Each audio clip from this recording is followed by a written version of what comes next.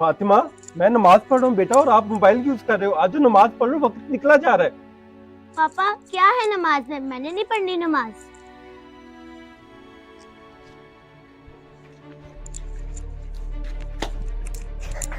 पापा छोड़ो मुझे, आप कहाँ लेके जा रहे हो? पापा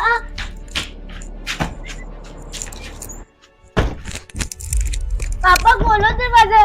पापा इधर बहुत अंधेरा है। पापा पापा दरवाजा खोलो, मुझे डर लग रहा है। पापा यहाँ बहुत अंधेरा है। पापा पापा दरवाजा खोलो। पापा खोलो। पापा यहाँ बहुत अंधेरा है, मुझे बहुत डर लग रहा है। पापा दरवाजा खोलो। पापा पापा दरवाजा खोलो, यहाँ बहुत अंधेरा है, मुझे बहुत डर लग रहा है।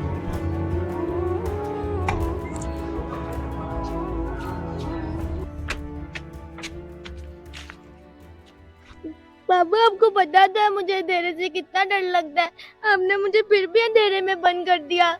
बेटा मुझे माफ कर दो, मुझे पता है तुम्हें अंधेरे से डर लगता है, लेकिन ये अंधेरा उस कब्र के अंधेरे के आगे कुछ भी नहीं।